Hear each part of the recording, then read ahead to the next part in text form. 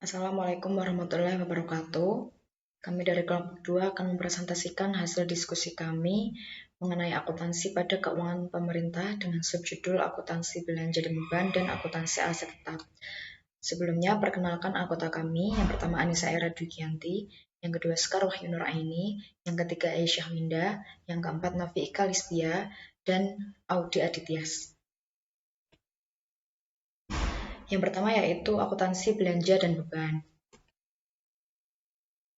Belanja adalah semua pengeluaran oleh bendahara umum negara atau bendahara umum daerah yang mengurangi saldo anggaran lebih dalam periode tahun anggaran bersangkutan yang tidak akan diperoleh pembayarannya kembali oleh pemerintah. Beban adalah kewajiban pemerintah yang diakui sebagai pengurang nilai kekayaan bersih. Beban juga didefinisikan sebagai penurunan manfaat ekonomi atau potensi jasa dalam periode pelaporan yang menurunkan ekuitas yang dapat berupa pengeluaran atau konsumsi aset atau timbulnya kewajiban. Istilah belanja digunakan untuk tujuan pembuatan laporan realisasi anggaran. Oleh karenanya, belanja menggunakan basis kas sebagai basis pencatatan akuntansinya, sedangkan beban digunakan untuk tujuan pembuatan laporan operasional, sehingga menggunakan basis akrual sebagai basis pencatatan akuntansinya. Klasifikasi beban belanja dan beban. Belanja diklasifikasikan menurut klasifikasi ekonomi atau jenis belanja, organisasi, dan fungsi. Klasifikasi ekonomi adalah pengelompokan belanja yang didasarkan pada jenis belanja untuk melaksanakan suatu aktivitas. Klasifikasi ekonomi untuk pemerintah daerah meliputi terdiri dari belanja pegawai, belanja barang, belanja modal, bunga, subsidi, hibah, bantuan sosial, dan belanja tak terduga. Klasifikasi ekonomi belanja tersebut dikelompokkan lagi menjadi 3 jenis belanja, yaitu yang pertama belanja operasional, adalah pengeluaran anggaran untuk kegiatan sehari-hari pemerintah pusat atau daerah yang memberi manfaat jangka pendek. Belanja operasi antara lain meliputi belanja pegawai, belanja barang, bunga, subsidi, hibah, dan bantuan sosial. Yang kedua, belanja modal. Belanja modal adalah pengeluaran anggaran untuk perolehan aset tetap dan aset lainnya yang memberi manfaat lebih dari satu periode akuntansi. Belanja modal meliputi belanja modal untuk perolehan tanah, gedung dan bangunan, peralatan, dan aset tak berwujud. Yang ketiga yaitu belanja lain-lain atau tak terduga. Belanja lain-lain atau tak terduga adalah pengeluaran anggaran untuk kegiatan yang sifatnya tidak biasa dan tidak diharapkan berulang seperti penanggulangan bencana alam, bencana sosial, dan pengeluaran tidak terduga lainnya yang sangat diperlukan dalam rangka penyelenggaraan kewajiban pemerintah pusat atau daerah. Penata usahaan belanja dan beban. Urusan pengeluaran kas di SKPD dilakukan oleh bendahara pengeluaran sebagaimana sektor bisnis. Mekanisme pengeluaran di SKPD secara umum terbagi menjadi dua, yaitu dengan uang kas besar bank dan dengan uang kas kecil. Namun, di SKPD punya karakteristik tersendiri. Semua pengeluaran SKPD didanai oleh BUD. Oleh sebab itu, uang di SKPD sesungguhnya adalah uang dari BUD. Untuk kegiatan yang memerlukan pengeluaran dengan uang kas yang nilainya relatif kecil, biasanya di bawah 1 juta, maka prosedur meminta uang harus dilakukan dengan mekanisme uang persediaan atau ganti uang atau tambah uang. Sedangkan pengeluaran yang nilainya relatif besar harus menggunakan mekanisme langsung. Pengakuan transaksi belanja dan beban. Belanja diakui pada saat terjadinya pengeluaran dari rekening kas umum negara atau daerah. Khusus pengeluaran melalui bendahara pengeluaran, pengakuannya terjadi pada saat pertanggungjawaban atas pengeluaran tersebut disahkan oleh unit yang mempunyai fungsi perbendaharaan. Dalam hal ini, Badan Layanan Umum Belanja diakui dengan mengacu pada peraturan perundangan yang mengatur untuk mengenai Badan Layanan Umum. Beban diakui pada saat timbulnya kewajiban, terjadinya konsumsi aset atau terjadinya penurunan manfaat ekonomi atau potensi jasa. Pengukuran belanja dan beban. Belanja diukur berdasarkan besaran kas yang dikeluarkan di rekening kas umum daerah yang digunakan untuk keperluan belanja. Beban diukur senilai besaran terjadinya konsumsi suatu aset, barang atau jasa, besaran timbulnya kewajiban, dan taksiran yang handal atas penurunan manfaat ekonomi dari suatu aset atau potensi jasa. Pencatatan akuntansi belanja dan beban. Dijelaskan bahwa beban dan belanja, baik basis kas maupun akrual, memiliki saldo normal di sebelah debit. Itu artinya, jika terjadi transaksi yang berdampak pada munculnya dan atau bertambahnya beban atau belanja Pemda, maka transaksi ini akan dicatat di sebelah debit. Sebaliknya, jika terjadi transaksi yang berdampak pada berkurangnya beban atau belanja Pemda, maka transaksi ini akan dicatat di sebelah kredit. Baik, di sini saya akan melanjutkan presentasi dari Anissa Era mengenai akuntansi belanja barang dan jasa. Yang pertama yaitu pencatatan untuk belanja barang dan jasa dilakukan untuk LO dan LRA. Akun untuk menunjukkan belanja barang dan jasa di LO digunakan istilah persediaan, dan untuk di LRA digunakan istilah bahan habis pakai. Yang kedua yaitu jika suatu SKPD membeli barang dan jasa, dan SKPD tersebut memiliki tugas sebagai pemungut pajak dari penjual, maka pajak yang dipungut diakui sebagai utang pajak. Yang ketiga, pada akhir periode, nilai persediaan akan dikurangi sebesar nilai persediaan yang habis pakai. Selanjutnya, di sini ada contoh belanja barang. Pada tanggal 5 Agustus 2015, Dinas Pendapatan Kabupaten ABC membeli alat tulis dan bahan pakai habis lainnya untuk keperluan kantor senilai 5 juta, tambah PPN sebesar 10%. Sehingga nilai transaksinya yaitu 5.500.000. Sebelum membeli, Dinas Pendapatan terlebih dahulu meminta uang kepada BUD. Maka, jurnal akuntansi yang harus dibuat Dinas Pendapatan Kabupaten ABC adalah sebagai berikut.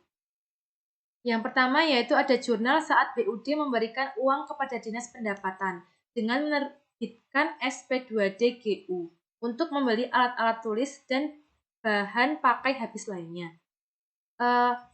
Dapat dilihat dari tabel di sini yaitu untuk laporan operasional ada kas bendahara pengeluaran itu didebit sebesar 5.500.000 dan RKPPKD dikredit sebesar 5.500.000. Sedangkan di LRA itu tidak ada jurnal karena aktivitas ini hanya bentuk transfer atau reklasifikasi kas dari BUD ke SKPD dan bukan aktivitas penggunaan anggaran. Yang kedua yaitu ada jurnal saat pembelian alat-alat tulis dan bahan pakai habis lainnya untuk keperluan kantor. Di LO yaitu persediaan ATK didebit sebesar 5.500.000 dan dikredit kas bendahara pengeluaran sebesar 5.500.000. Sedangkan di LRA itu belanja barang bahan pakai habis itu didebit sebesar 5.500.000 dan dikredit ada estimasi perubahan sal itu 5.500.000. Nah, selanjutnya di sini ada jurnal saat Dinas Pendapatan SKPD memungut pajak dari penjual. Untuk laporan operasionalnya ada kas bendahara pengeluaran didebit sebesar 500 dan utang PPN dikredit sebesar 500. Sedangkan di LRA itu tidak ada jurnal karena bukan transaksi yang berhubungan dengan anggaran. Selanjutnya ada jurnal saat Dinas Pendapatan SKPD menyetorkan pajak yang dipungut dari penjual. Di LO itu pada tanggal 5 Agustus 2015, utang PPN didebit sebesar 500 dan kas bendahara pengeluaran dikredit sebesar 500. Untuk di LRA itu tidak ada jurnal karena bukan transaksi yang berhubungan dengan anggaran.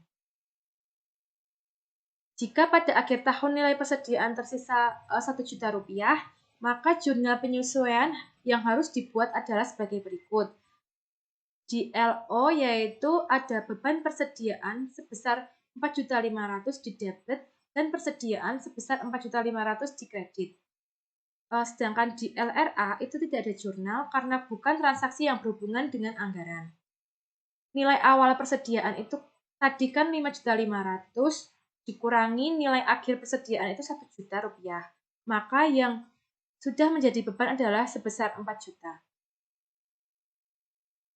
Jika ketika uang persediaan yang diberikan lebih besar daripada nilai belanja yang terrealisasi, misalnya uang yang diminta untuk membeli persediaan peralatan tulis kantor sebesar 5.500.000 dan terrealisasinya hanya 4.500.000, maka uang yang tersisa yaitu sebesar 1 juta rupiah. Berhak oleh BUD untuk diminta dikembalikan ke kas daerah. Jurnalnya yaitu sebagai berikut. Untuk laporan operasionalnya, ada RKPPKD di debit sebesar 1 juta rupiah dan kas bendahara pengeluaran di kredit sebesar 1 juta rupiah. Dan untuk di LRA itu sendiri, tidak ada jurnal karena aktivitas ini hanya bentuk transfer atau reklasifikasi kas dari SKPI ke BUD dan bukan aktivitas penggunaan anggaran. Selanjutnya yaitu contoh belanja jasa. Belanja jasa biasanya terkait pemeliharaan aset milik daerah, kendaraan dinas, dan lain sebagainya. Misalkan pada 1 Maret 2015, Dinas Pendidikan menservis mobil dinas ke bengkel dengan nilai transaksi sebesar 700.000. Maka jurnal yang harus dibuat oleh Dinas Pendidikan adalah sebagai berikut. Dapat dilihat di tabel untuk laporan operasionalnya, yaitu beban pemeliharaan di debit sebesar 700.000 dan kas bendahara pengeluaran di kredit sebesar 700.000.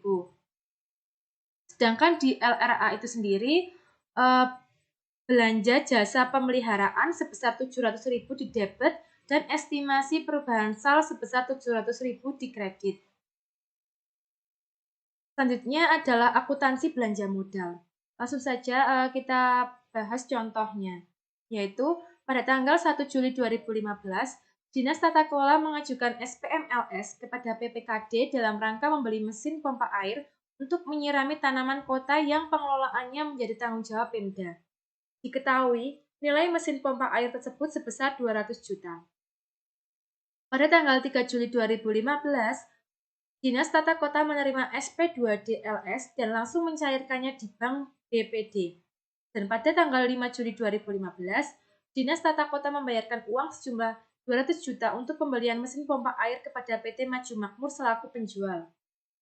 Nah, di sini dapat kita lihat jurnal yang dihasilkan. Yaitu yang pertama ada jurnal yang dibuat PPKD atau SKPKD pada saat PPKD menerbitkan SP2DLS kepada Dinas Tata Kelola.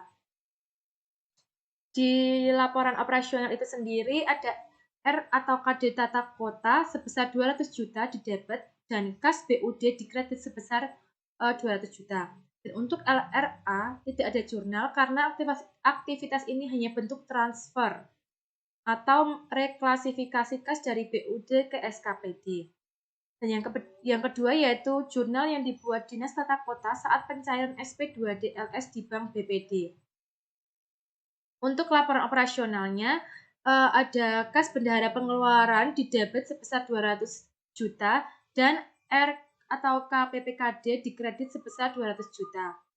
Dan di LRA itu sendiri juga tidak ada jurnal karena aktivitas ini hanya bentuk transfer. Dan yang ketiga yaitu ada jurnal yang dibuat Dinas Tata Kota saat mencatat belanja modal. Di LO itu ada peralatan pompa air di debit sebesar 200 juta dan kas bendahara pengeluaran sebesar 200 juta. Dan untuk di LRA itu ada belanja modal pompa air di debit sebesar 200 juta dan estimasi perubahan sal sebesar 200 juta di kredit. Selanjutnya yaitu ada akuntansi belanja lain-lain atau tak terduga. Belanja tak terduga ini contohnya adalah bantuan sosial, belanja hibah, belanja subsidi, dan sebagainya. Dicontohkan pada 1 Februari 2015, Dinas sosial memberikan bantuan sosial kepada warga yang terkena banjir sebesar 30 juta. Maka jurnal yang harus dibuat oleh dinas sosial adalah sebagai berikut. Dapat kita lihat pada tabel di bawah ini, untuk laporan operasionalnya ada jurnal beban bansos itu didebet sebesar 30 juta dan di kredit ada kas bendahara pengeluaran sebesar 30 juta. Dan di LRA itu ada belanja bansos itu 30 juta di debit dan estimasi perubahan sal sebesar 30 juta di kredit. Yang selanjutnya yaitu mengenai pengungkapan belanja dan beban. Belanja dan beban diklasifikasikan menurut klasifikasi ekonomi, organisasi, dan fungsi. Klasifikasi ekonomi adalah pengelompokan belanja dan beban yang didasarkan pada jenis belanja untuk melaksanakan suatu aktivitas. Khusus untuk belanja, analisis mengenai hal-hal yang menyebabkan terjadinya selisih antara anggaran dengan realisasinya sangat disarankan untuk diungkapkan pada catatan atas laporan keuangan. Sekian dari saya, presentasi selanjutnya akan dijelaskan oleh teman saya. Baik, di sini saya akan melanjutkan presentasi dari Sekar, yaitu mengenai akuntansi aset tetap. Nah, next ini mengenai definisi aset tetap. Nah, aset tetap di sini merupakan aset berwujud yang mempunyai masa manfaat lebih dari 12 bulan untuk digunakan atau dimaksudkan untuk digunakan dalam kegiatan pemerintah atau dimanfaatkan oleh masyarakat umum. Nah, selanjutnya mengenai klasifikasi aset tetap. Nah, aset tetap diklasifikasikan berdasarkan kesamaan dalam sifat atau fungsinya dalam aktivitas operasi entitas. Nah, di klasifikasi aset tetap di sini sebagai berikut, yaitu ada tanah, peralatan dan mesin, gudang dan bangunan, jalan, irigasi, jaringan, aset tetap lainnya, dan konstruktur dan pengerjaan. Selanjutnya mengenai pengakuan transaksi aset tetap. Nah, di sini aset tetap diakui pada saat manfaat ekonomi masa depan dapat diperoleh dan nilainya dapat diukur dengan handal. Untuk dapat diakui sebagai aset tetap harus dipenuhi kriteria, yaitu yang pertama berwujud, yang kedua mempunyai masa manfaat lebih dari 12 bulan, yang ketiga biaya perolehan aset dapat diukur secara andal, yang keempat tidak dimaksudkan untuk dijual dalam operasi normal entitas, dan yang terakhir yaitu diperoleh atau dibangun dengan maksud untuk digunakan. Nah, selanjutnya mengenai pengukuran awal aset tetap. Yang pertama yaitu mengenai aset tetap dinilai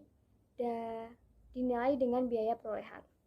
Apabila penilaian aset tetap dengan menggunakan biaya perolehan tidak memungkinkan, maka nilai aset tetap didasarkan pada nilai wajar pada saat perolehan. Yang kedua, biaya perolehan. Suatu aset tetap terdiri dari harga belinya atau konstruksinya, termasuk biaya impor dan setiap biaya yang dapat diatribusikan secara langsung dalam membawa aset tersebut ke kondisi yang membuat aset tersebut dapat bekerja untuk penggunaan yang dimaksudkan. Nah, selanjutnya yaitu dalam hal aset tetap diperoleh secara gabungan. Nah, di sini biaya perolehan dari masing-masing aset tetap yang diperoleh secara gabungan ditentukan dengan mengalokasikan harga gabungan tersebut berdasarkan perbandingan nilai wajar masing-masing aset yang bersangkutan.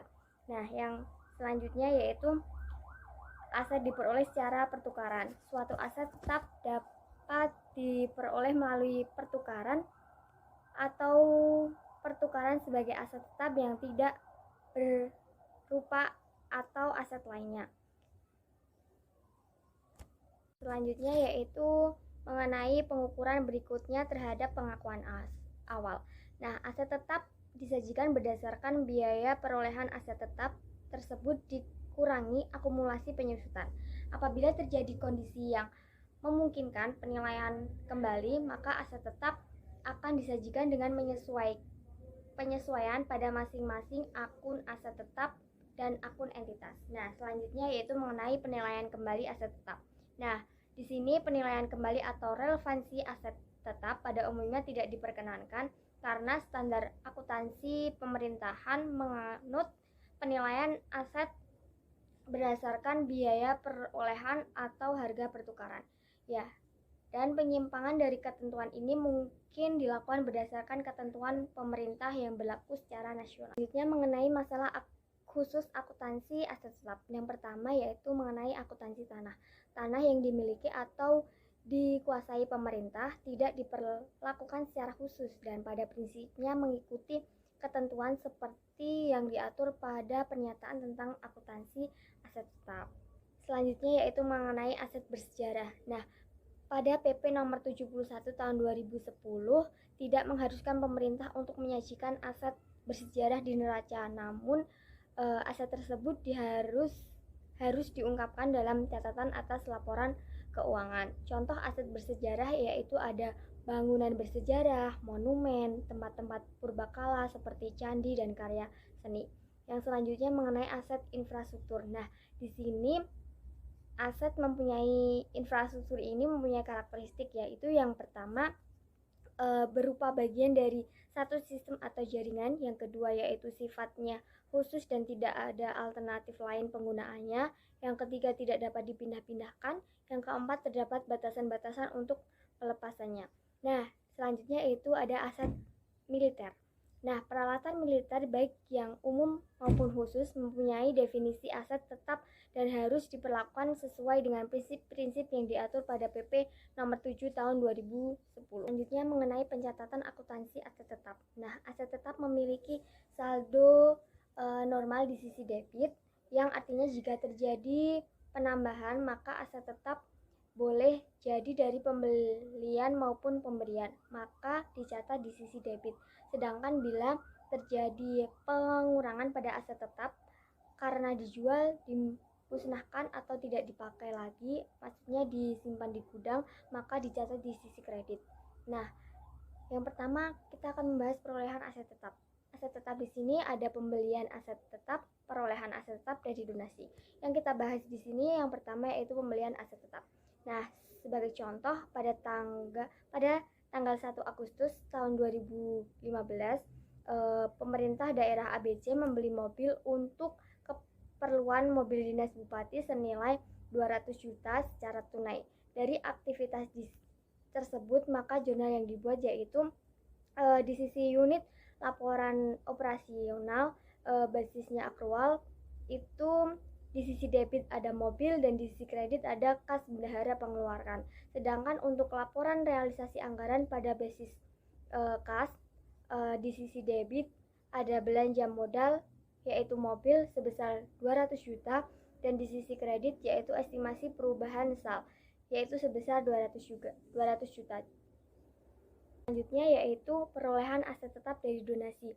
Nah, jurnal transaksi atas perolehan aset tetap dari donasi dapat diukur dengan nilai pasar atau nilai wajar dari aset tetap tersebut. Misalnya nih, pada tanggal 10 Agustus tahun 2015, pemerintah daerah ABC menerima donasi dari perusahaan swasta sebidang tanah yang di atasnya terdapat gedung. Nah, diketahui nilai tanah tersebut yaitu 100 juta dan bangunan tersebut sebesar 75 juta. Dari aktivitas tersebut, maka jurnal yang harus dibuat yaitu pada sisi laporan operasional basis akrual, maka di sisi debit ada tanah sebesar 100 juta dan di sisi debit juga gedung sebesar 75 juta dan di sisi kredit yaitu mengenai ekuitas sebesar 175 juta. Nah, sedangkan untuk laporan realisasi anggaran basis kas di sini tidak ada jurnal karena bukan transaksi yang terkait dengan laporan realisasi anggaran. Di sini yaitu mengenai perolehan aset tetap, aktivitas pertukaran aset. Menurut standar akuntansi pemerintah nomor 7 paragraf 42 sampai 43 dijelaskan bahwa suatu aset tetap dapat diperoleh melalui pertukaran atau pertukaran sebagai aset tetap yang tidak serupa atau aset lainnya. Biaya dari pos semacam ini diukur berdasarkan nilai wajar aset yang diperoleh yaitu nilai ekuivalen atas nilai tercatat aset yang dilepas setelah disesuaikan dengan jumlah setiap kas atau setara kas dan kewajiban lain yang ditransfer atau diserahkan. Yang kedua yaitu suatu aset tetap dapat diperoleh melalui pertukaran atas suatu aset yang serupa, yang memiliki manfaat yang serupa juga dan memiliki nilai wajar yang serupa. Nah, suatu aset tetap juga dapat dilepas dalam pertukaran dengan kepemilikan aset yang serupa. Dalam keadaan tersebut tidak ada keuntungan dan kerugian yang diakui dalam transaksi ini. Nah, biaya aset yang baru diperoleh dicatat sebesar nilai tercatat atas aset yang dilepas. Nah, selanjutnya yaitu mengenai nilai wajar. Atas aset yang diterima tersebut dapat memberi bukti adanya suatu pengurangan atau impairment nilai atas aset yang dilepas. Nah, dalam kondisi seperti ini, aset yang dilepas harus diturun nilai bukukan dan nilai tersebut diturun nilai bukukan merupakan nilai aset yang diterima. Cukup sekian presentasi dari saya. Selanjutnya presentasi akan dilanjutkan oleh teman saya. Selanjutnya, contoh soal pada tanggal 5 Juli 2015, pemerintah ABC menukarkan mobil dinasnya kepada dealer mobil yang diketahui nilai perolehan dari mobil yang ditukarkan tersebut sebesar 250 juta rupiah dan akumulasi penyusutannya sebesar 150 juta rupiah. Sedangkan nilai perolehan dari mobil baru tersebut sebesar 300 juta rupiah. Karena perbedaan nilai tersebut, maka Pemda ABC diminta untuk membayar senilai 150 juta rupiah. Nah, kemudian untuk jurnalnya, untuk laporan operasional dengan akun sebagai berikut. Mobil baru dicatat di sisi debit sebesar 300 juta rupiah. Kemudian akumulasi penyusutan mobil lama dicatat di sisi debit sebesar 150 juta rupiah dan di sisi kredit sebesar 250 juta rupiah. Kemudian mobil lama dicatat di sisi kredit sebesar 150 juta rupiah dan kas bendahara pengeluaran ekuitas dicatat di sisi kredit sebesar 50 juta rupiah. Selanjutnya untuk laporan realisasi anggaran, akunnya yaitu belanja modal mobil dicatat di sisi debit sebesar 150 juta rupiah dan estimasi perubahan saldo anggaran lebih dicatat di sisi kredit sebesar 150 juta rupiah. Kemudian perolehan aset tetap secara gabungan. Biaya perolehan dari masing-masing aset tetap yang diperoleh secara gabungan ditentukan dengan mengalokasikan harga gabungan tersebut berdasarkan perbandingan nilai wajar masing-masing aset yang bersangkutan. Contoh soalnya yaitu pada tanggal 1 Februari Pemda ABC membeli satu paket aset yang meliputi tanah, gedung, dan peralatan yang ada di dalam gedung senilai 120 juta rupiah. Pada saat itu harga pasar tanah sebesar 30 juta rupiah, kemudian gedung sebesar 150 juta rupiah, dan peralatan sebesar 15 juta rupiah. Transaksi tersebut dilakukan secara manual. Yang pertama kita lakukan analisis, yaitu pengalokasian biaya perolehan bersama, yang terdiri dari golongan aset, harga pasar, persen dari total harga, perhitungan persen dari harga perolehan, dan alokasi biaya perolehan per golongan aset. Untuk golongan aset terdapat 3 yang sudah disebutkan tadi. Yang pertama tanah, kemudian gedung, dan peralatan. Untuk tanah harga pasarnya sebesar 30 juta rupiah. Persen dari total harganya sebesar 20%. Kemudian perhitungan persen dari harga perolehan 20% dikalikan 120 juta dan diperoleh alokasi biaya perolehan per golongan aset sebesar 24 juta rupiah. Untuk gedung dan peralatan sama, kita hanya menyesuaikan harga pasarnya. Setelah itu dijumlah untuk harga pasarnya sebesar 150 juta rupiah dan persen dari total harga yaitu sebesar 100%. Kemudian untuk jurnalnya, Yang pertama untuk laporan operasional.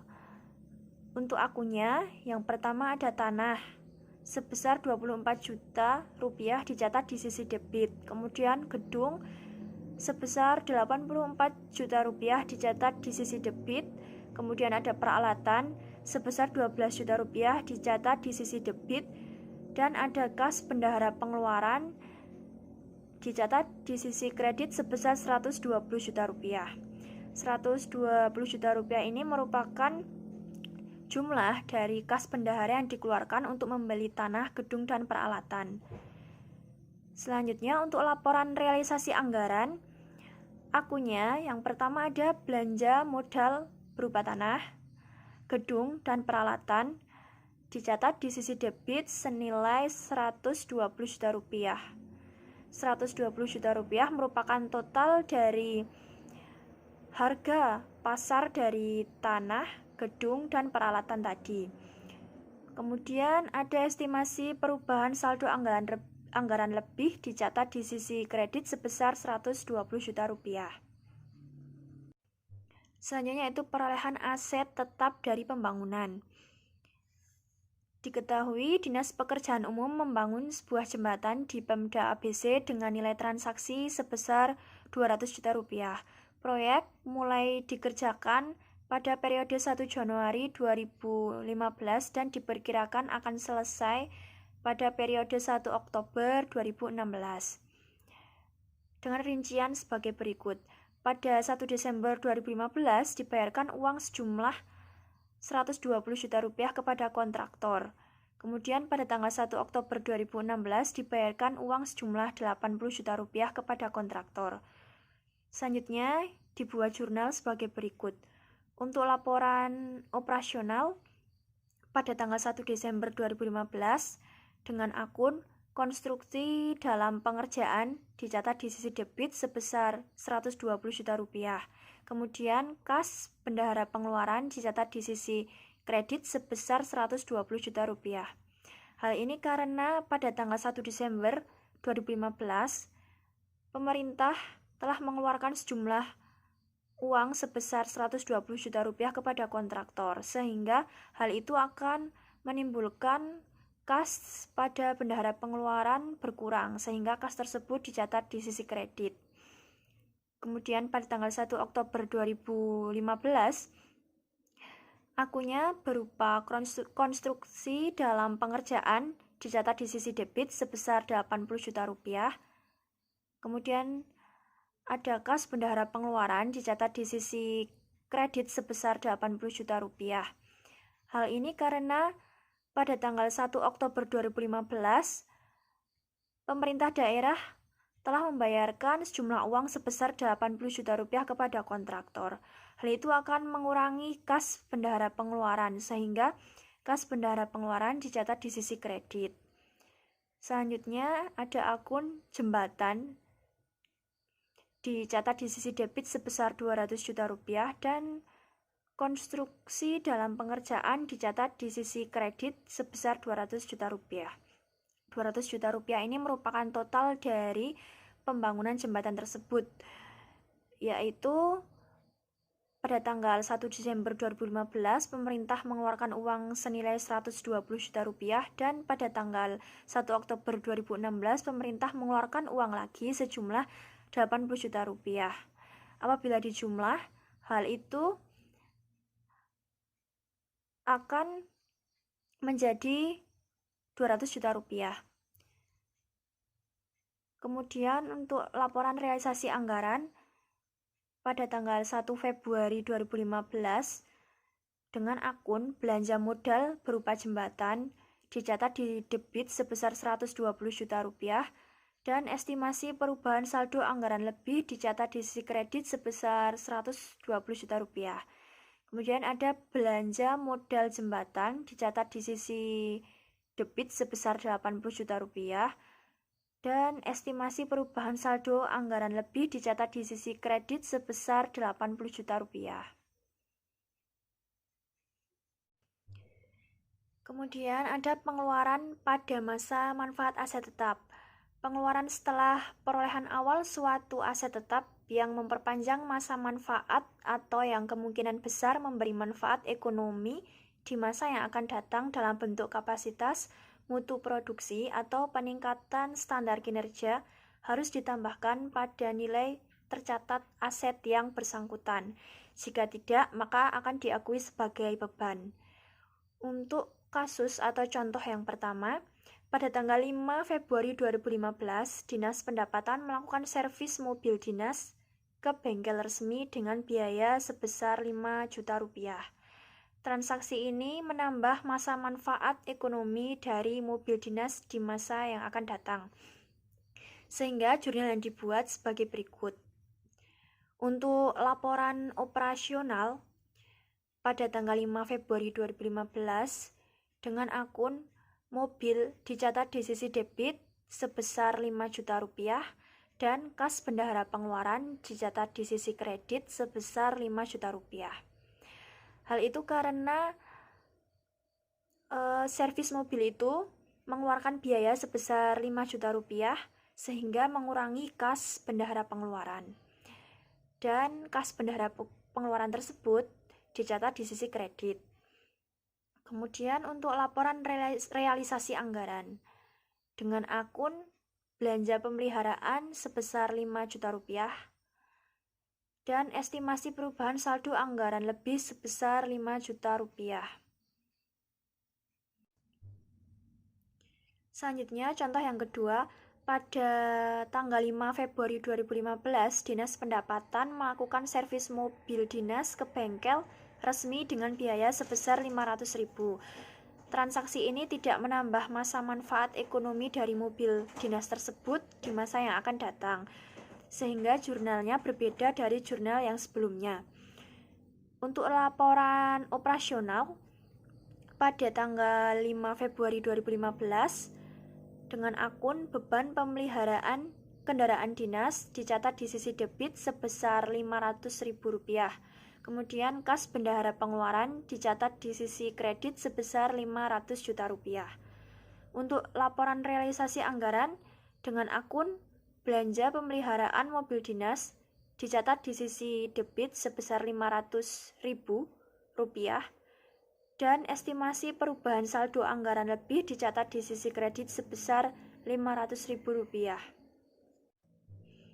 Selanjutnya yaitu penyusutan aset tetap.